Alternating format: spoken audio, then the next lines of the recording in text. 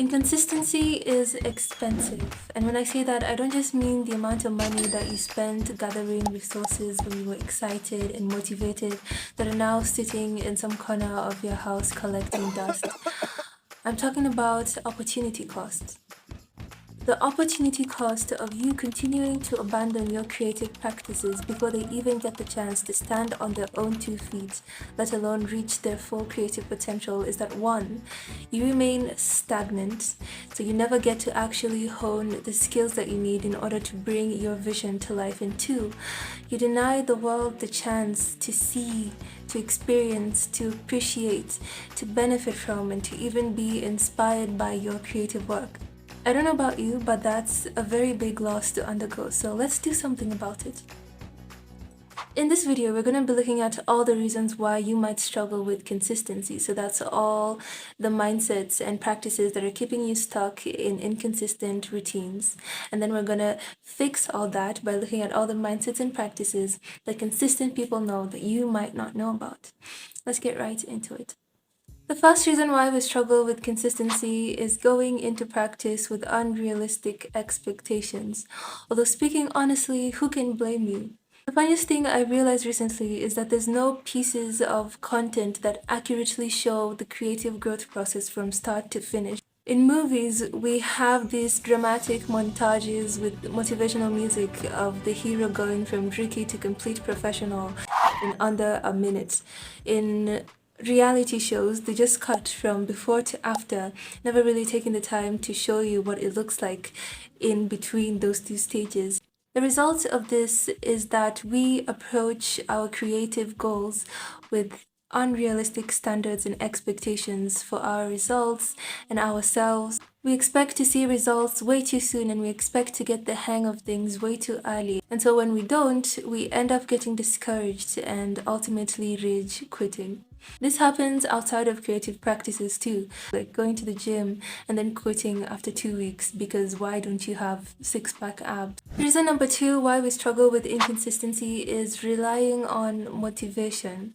Motivation is what happens when you're anticipating a reward. I like to think of motivation as that little push you give a child when they're learning how to ride a bike. It gives them a little momentum to start going, but then ultimately they have to keep cycling forward by themselves. Motivation comes about when we have a clear picture in mind and we're working towards it. It gives you that drive or that energy to start moving towards your goal, but then it ultimately leaves you to keep going on your own after that initial push. The third reason why we struggle with inconsistency is being in the wrong environment. Whether that's your social environment, so if you have people around you who are constantly discouraging you or ridiculing your dreams, whether it's filling up your mind with so much noise and clutter that there's no room for you to concentrate on your creative practice, or whether you have a routine that does not accommodate your creative practices. Now that we have our list of problems, let's look at how we can fix them to rid ourselves of inconsistency. This section of the video will help you understand how to approach the development of your craft with a more long-term mindset and how to prepare for the challenges that will inevitably fall in your path, because trust, they will be there. Let's take a look at some of the consistent mindsets and practices. Let's start with the mindset. The first consistent mindset practice. First consistent mindset. Let's call it consistent mindset number one is the compounding effect. The compounding effect suggests that everything that we do repeatedly builds up to something bigger. For example, the compounding effect of you showing up to play your instrument every single day is that you will advance in skill. So whether it's your musicality or your finger coordination, or whether it's just learning how to learn a song or your specific approach to learning a song, growth is a given provided that you show up. This goes the other way as well.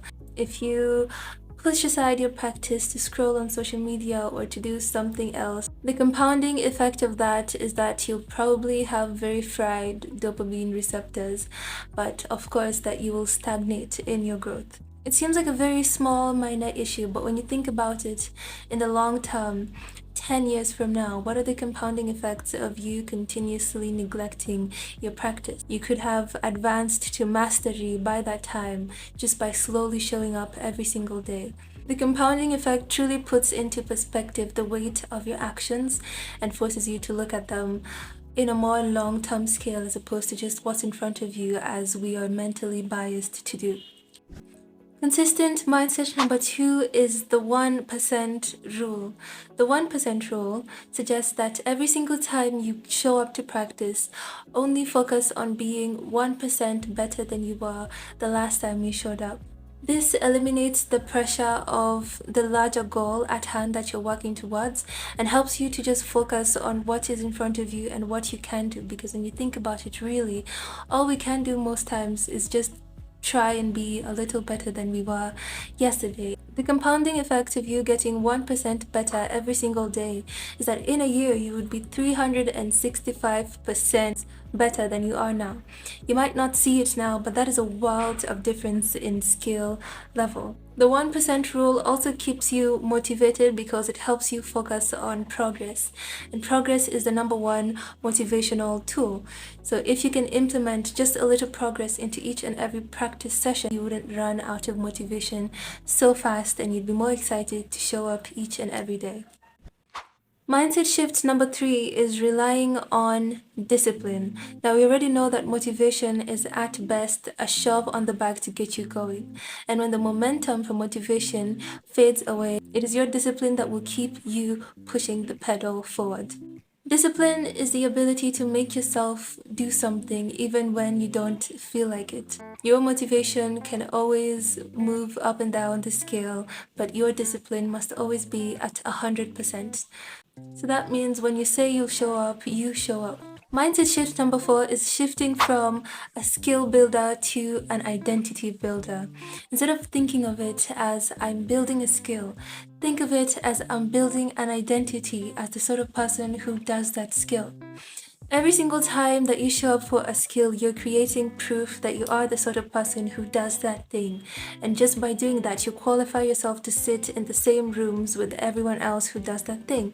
So if you show up for your artistry every single day, you qualify to call yourself an artist and to enjoy the benefits that come from being in the artist community among others. It also eliminates the need for perfection because it emphasizes on just showing up. And especially in the initial days of creating a skill or a habit, progress always matters over performance. This is not to say that you neglect the skill and just show up half-heartedly, but rather to emphasize that growing the skill is a result of simply becoming the kind of person who shows up for that skill consistently.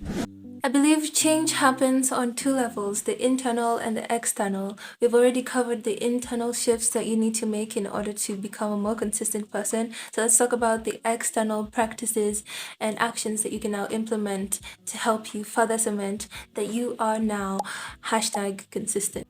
Consistent action number 1 is the 2-minute rule. So how the 2-minute rule works is that every single time you find yourself procrastinating or you're especially tired that day or just restricted time-wise, you tell yourself that you're only going to practice for 2 minutes. Then after that, you're allowed to stop. The greatest amount of willpower is usually just required to start.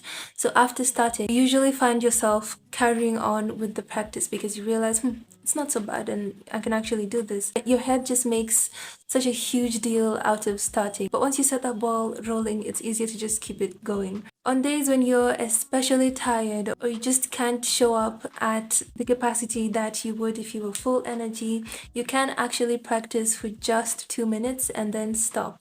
I've personally had days when I was exhausted and I could not, for the life of me, master the energy to do a full session of practice. And on days like that, I give myself grace and allow myself to practice for just 2 minutes and then I stop. This helps you keep your habit and to eliminate skipping as an option because once you start skipping, it's so easy to just keep going. It also allows you, though, to honor your needs and practice grace. Consistent action number 2 is planning for the rainy days. We know that, especially for those of us with busier lifestyles or those who tend to get discouraged easily, We won't be able to show up the exact same way at the exact same time every single day. Planning for rainy days is about anticipating those challenges and planning for them before they even arrive, because the way that you react when things go wrong is very important. On days when you have to be somewhere or to do something during your practice time, can you move it to a different time block so that you're able to show up for it regardless? On days when you're frustrated or you can't seem to get anything right or your mood is bad, are you gonna take a break and come back later, or are you going to quit altogether? If you don't make these decisions when you are in a rational position and able to think about them carefully, then you risk making them when you are emotional or clouded with responsibilities, and so your creative practice will take a lower priority on your list. Consistent practice number 3 is alternating routines. Boredom is one of the most common elements of practice. Practice is inherently repetitive in nature, and so boredom will creep up every now and then. The best way to deal with boredom is by constantly switching things up.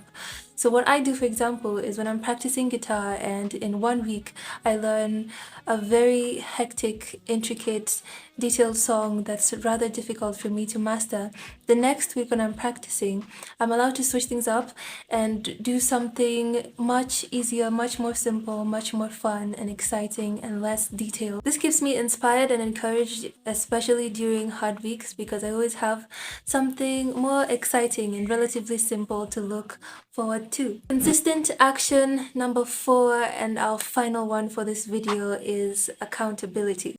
I saved the best for last for those of you who are gracious enough to watch up until this point, because you're obviously highly committed to your creative growth, and I love that for you. If there's one thing you take away from this whole video on consistency, let it be this one. My favorite form of accountability is joining a community or a group of people who share the same passion as you do. Having that set of people who expect you to show up and are also showing up for themselves creatively just creates a very wonderful environment for you to focus on your creative growth. Also, being in a community usually requires you to state your goals publicly. Declaring your goals publicly forces you to show up for them, because if you don't, everyone will know. You don't get to just secretly sweep it under the rug and pretend it's no big deal, because everyone saw the passion with which you declared those goals. Other forms of accountability include journaling or any form of progress tracking, like checking boxes on calendars.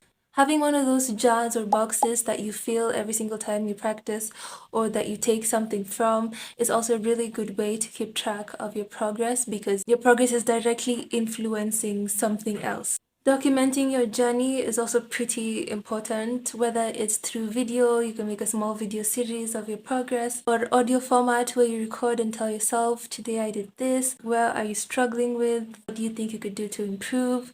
That also goes a very, very long way. With that, our video here is complete. If you implement the things that you have learned in this video, then you're well on your way to becoming the most consistent person that you know of.